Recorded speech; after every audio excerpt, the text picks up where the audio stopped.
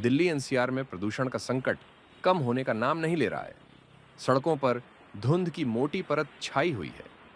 दिल्ली के अधिकतर मॉनिटरिंग स्टेशनों पर एयर क्वालिटी इंडेक्स बेहद खराब श्रेणी में बना हुआ है। आसमान में स्मॉग की चादर दिखाई दे रही है। कई इलाकों में लोगों की सांसों पर संकट बरकरार है।